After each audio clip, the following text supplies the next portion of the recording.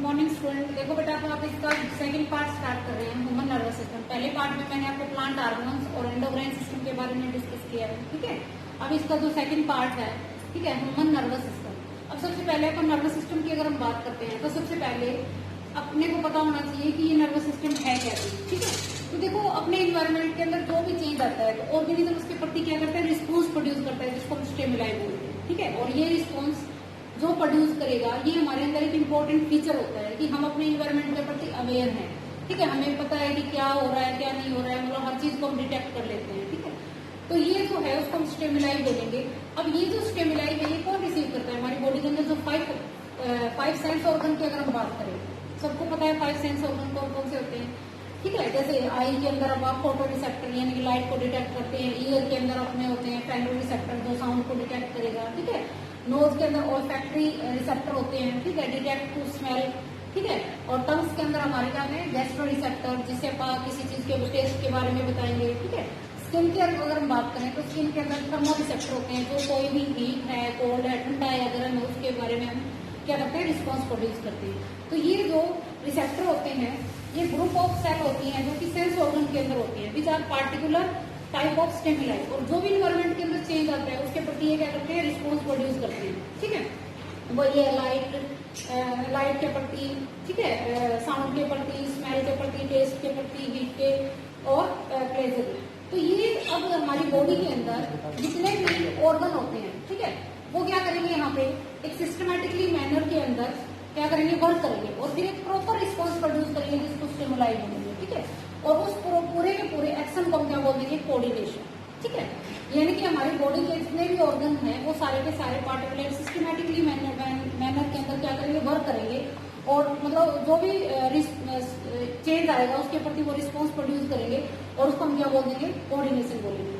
अब जब human nervous system की अगर हम बात करें तो जो फंक्शन ऑफ नर्वस सिस्टम यहाँ पे क्या करेगा, कोऑर्डिनेट करेगा और एक्टिविटी ऑफ अवर बॉडीज, ठीक है, जितनी भी अपनी बॉडी की एक्टिविटीज है उनको और कंट्रोल करेगा किस चीज को, अपने एक्शन को, ठीक है, अपने थिंकिंग को और बिहेवियर को। अब जो नर्वस सिस्टम है वो अपनी बॉडी के सारे जो पार्ट है उनके साथ क्या कर देगा, वर्क टुगेदर, यानी कि उनको पार्टिकुलर मैनर के अंदर सारे मिलकर वर्क करेंगे।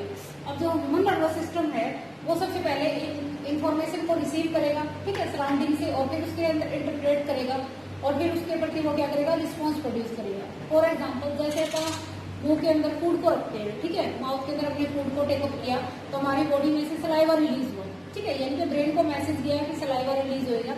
तो ये एक्शन हमारे किसने किया, हमारे ब्रेन या हमारे नर्वस सिस्टम के अंदर, ठीक है। अब जब ह्यूमन नर्वस सिस्टम की बात करते हैं तो जो ह्यूमन नर्वस सिस्टम है उसको मेन 2 पार्ट में डिवीजन करते हैं। पहला आता है सेंट्रल नर्वस सिस्टम, ठीक है। सेंट्रल नर्वस सिस्टम में हम ब्रेन के बारे में और स्पाइनल कॉर्ड के बारे में पढ़ेंगे।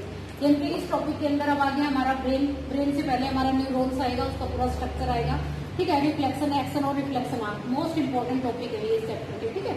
फिर पूरा का पूरा डिटेल हम ब्रेन का स्ट्रक्चर क्या है, उसका फंक्शन क्या है, ठीक है। फिर हम स्पाइनल कॉर्ड के बारे में।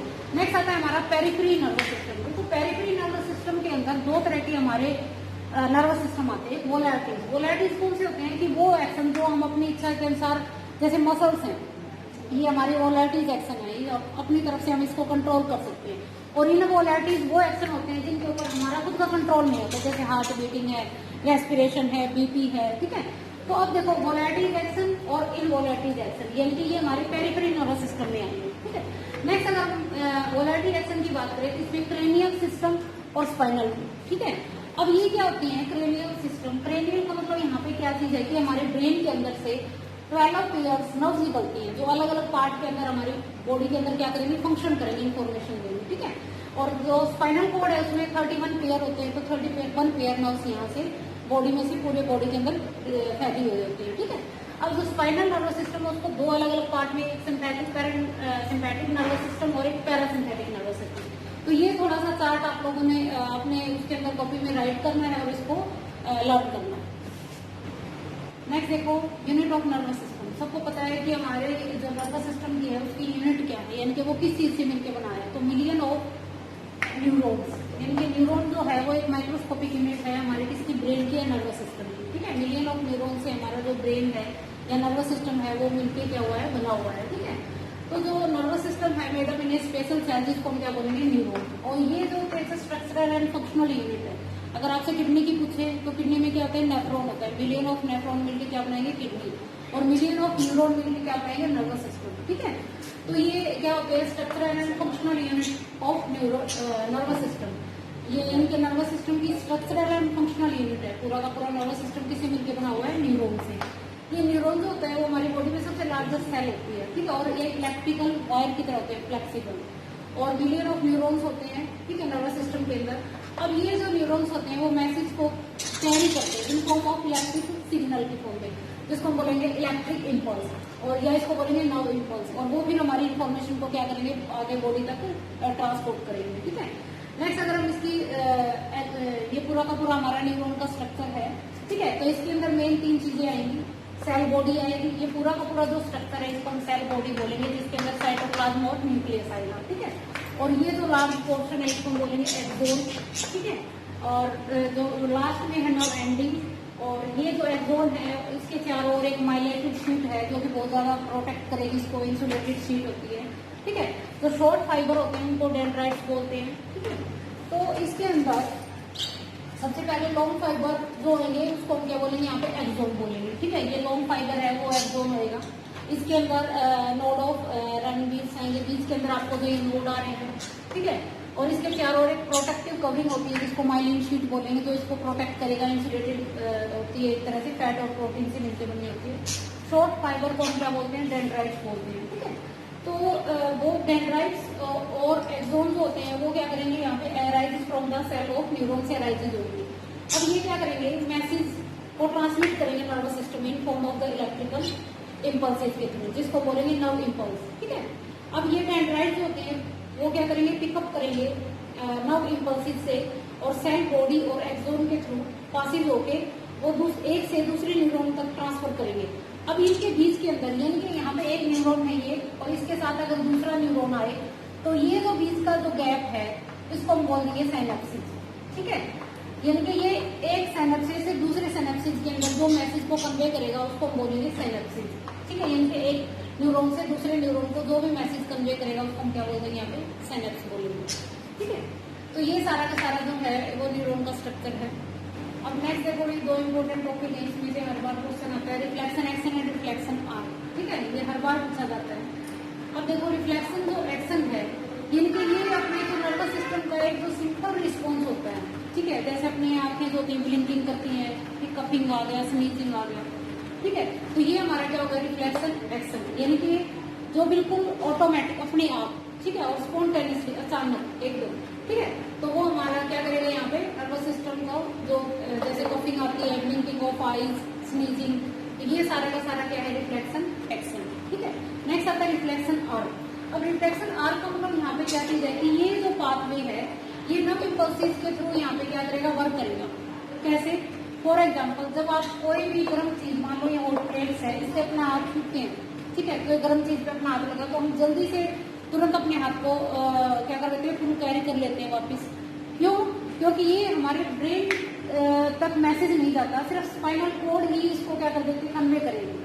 क्योंकि ब्रेन जब तक मैसेज करेगा तब तक हाथ जल जाएगा। ठीक है, तो ये जो है, ये जो मैसेज है ये किसके थ्रू, मान लो देखो, जब कोई गर्म चीज से अपना हैंड्स क्या करेगा, टच करेगा, तो हमारी बॉडी में अब मैसेज कन्वे करेगा यहाँ पे मोटर न्यूरॉन्स, किसको, रिले स्पाइनल कोड को। ठीक है, और वही भी क्या करेगा, यहाँ पे मोटर न्यूरॉन स्पाइनल कोड से मैसेज को कन्वे करेगा सेंसरी न्यूरॉन के थ्रू। ठीक है, सेंसरी न्यूरॉन पहले स्पाइनल कोड के पास जाएगा। ठीक है, और उस स्पाइनल कोड से मोटर न्यूरॉन्स फिर हमारी मसल्स के पास आएगा, और फिर हम अपने आप को क्या करेंगे, स्ट्रक आउट कर लेंगे। ठीक है, जैसे ये ग्राफ के अंदर भी दिखा रखा है कि सबसे पहले अपने को हीट लगी तो उसमें अपन ने स्टिमुलस प्रोड्यूस किया, तो रिसेप्टर गए। अब रिसेप्टर कहाँ जाएंगे, स्पाइनल कोड के पास। स्पाइनल कोड यहाँ पे मोटर न्यूरॉन, और वो उसको क्या कर देगा, जो एफरेंटिव मसल एक्शन करेगा, और अपने हाथ को हम क्या कर देंगे, पुल आउट कर लेंगे, उसको मतलब दूर कर लेंगे उससे। ठीक है, तो रिफ्लेक्शन एक्शन। अब मान लो जैसे बहुत ज्यादा ब्राइट लाइट होती है तो जो अपने प्यूपल्स का जो साइज होता है बहुत छोटा होता है। ठीक है, जैसे आप बाहर बहुत ज्यादा धूप में बैठे काफी टाइम, अंदर आए, अचानक अपने को कोई चीज नहीं दिखेगी तो प्यूपल्स ब्रेन को मैसेज आता है। ठीक है, प्यूपल्स का साइज बढ़ेगा। ठीक है, तो इससे आप क्या करेंगे, उस इजीली उस चीज को देख पाएंगे डीप लाइट के अंदर। तो ये इंपॉर्टेंट है दोनों टॉपिक। और नेक्स्ट हमारा आएगा ह्यूमन ब्रेन। अब नेक्स्ट देखो ह्यूमन ब्रेन। अब ह्यूमन ब्रेन की अगर हम बात करें तो सबसे पहले आपको पता ही है कि जो ब्रेन होता है हाईली कोऑर्डिनेटेड सेंटर होता है हमारी बॉडी का, ठीक है। और इसका जो वेट की अगर हम बात करें तो 1.5 kg। अब जो ब्रेन है वो क्या करेगा, हमारी स्कल में सिचुएटेड है, सबको पता है। स्कल के अंदर एक बोनी बॉक्स होता है जिसको हम क्रेनियम कैविटी बोलते हैं, और इस क्रेनियम कैविटी के अंदर हमारा ब्रेन क्या होता है, सिचुएटेड होता है। और ये इसको क्या करेगा, अब इसके चारों और 3 अलग अलग तरह की लेयर होती है, मैग्नीन लेयर, ठीक है, जो इसको प्रोटेक्ट करेगी। और इसके बीच के अंदर जो स्पेस होता है membrane, the space between the मैग्नीन्स ऑक्यूपाई द, कुछ इसके अंदर सेरेब्रम फ्लूइड भरा होता है, और ये फ्लूइड इस ब्रेन को क्या करता है, प्रोटेक्ट करता है, किसी तरह की मैकेनिकल केमिकल इंजरी हमारे ब्रेन को ना लगे। तो इससे ये क्या करेगा, जो सेरेब्रम फ्लूइड होता है वो उसको क्या करेगा, सोकर एब्जॉर्ब करेगा। यानी इसका मेन काम क्या होगा, प्रोटेक्शन की अगर हम बात करें, ठीक है। तो सबसे पहले वही बात है कि जो ब्रेन क्या है, कहाँ पे, प्रोटेक्ट बाय द क्रेनियम, यानी कि बोनी बॉक्स, जिसको स्कल के अंदर ये सिचुएटेड होता है।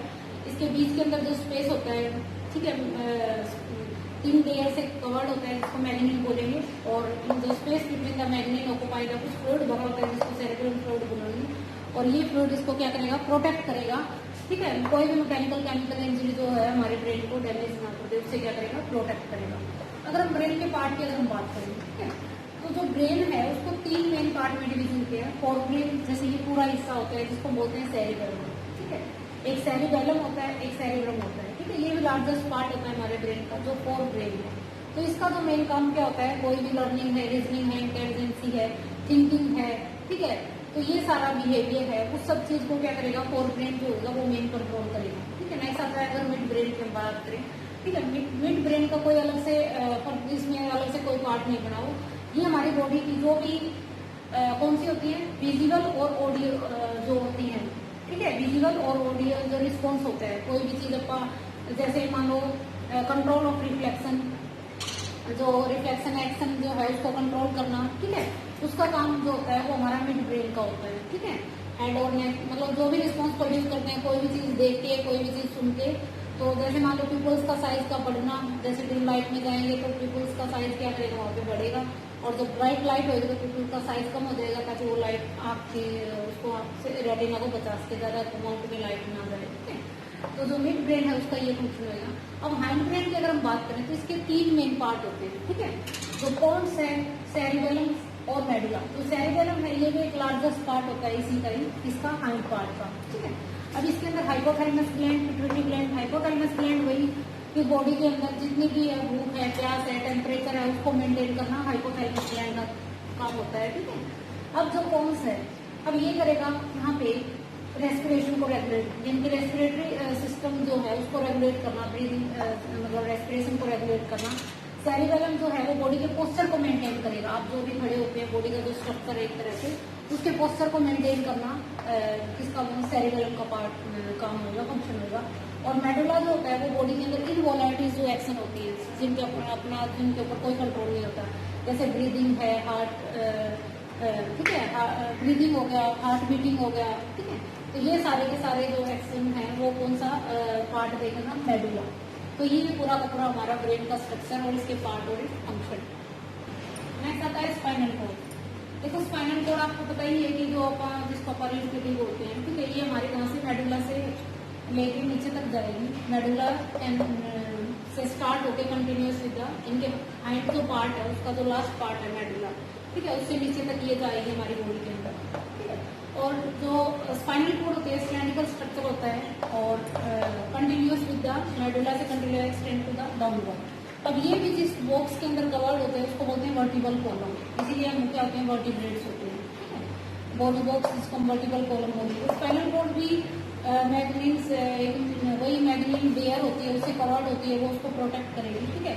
इसमें से 31 पेयर ऑफ द नर्व्स जो होते हैं राइजेज होते हैं स्पाइनल कॉर्ड के अंदर से, ठीक है। 31 पेयर, और जो क्रेनियम होती है उसके अंदर 12 पेयर ऑफ नर्व्स राइजेज होते हैं, ठीक है। अब अगर फंक्शन हम ब्रेन की बात करें तो सबसे पहले ब्रेन रिसीव करता है इन्फॉर्मेशन को और कैरी करेगा नर्व इम्पल्सेस की फ्रॉम ऑल सेंसरी ऑर्गन, ठीक है। और वो क्या करेगा, बॉडी ऑर्गन को मैसेज करने करेगा। दूसरा, ब्रेन फिर रिस्पॉन्स प्रोड्यूस करता है जो भी सेंसरी ऑर्गन से सेंडिंग, और फिर उसके इंस्ट्रक्शन के अकॉर्डिंग वो क्या करेगा, फंक्शन करेगा, ठीक है। ब्रेन थर्ड अगर पार्ट मतलब फंक्शन की बात करें तो कोरिलेट करेगा जितने भी स्टिमुलाई होते हैं डिफरेंट ऑर्गन्स के थ्रू जो भी प्रोड्यूस होते हैं, ठीक है। और उससे वो क्या करेगा, यहाँ पे most appropriate intelligency response produce करेगा। फिर बोर्ड की अगर हम बात करें तो बोर्ड जो ब्रेन होता है वो कोऑर्डिनेट करेगा जितनी भी बॉडी की एक्टिविटीज हैं, और वो mechanical reaction of the bodies together work करवाएगा टुगेदर विद एफिशिएंसी के अकॉर्डिंग। फिर ब्रेन हमारा क्या करेगा, स्टोर करेगा इंफॉर्मेशन को, that the behaviour can be modify according to the past response. इनके एक तरह से वो बॉडी के अंदर जो भी ब्रेन होता है सारी की सारी इंफॉर्मेशन को स्टोर करेगा, ठीक है, उसके प्रति वो क्या करेगा, रिस्पॉन्स प्रोड्यूस करेगा। तो function of brain is organ is thought and intelligency. तो इनके ब्रेन का जो मेन काम क्या चीज होती है कि वो हर चीज के प्रति क्या करेगा, सोच विचार करेगा और फिर उसमें क्या प्रति क्या करेगा, रिस्पॉन्स प्रोड्यूस करेगा। तो ये पूरा का पूरा हमारा जो 7th चैप्टर है वो कंप्लीट हो गया है।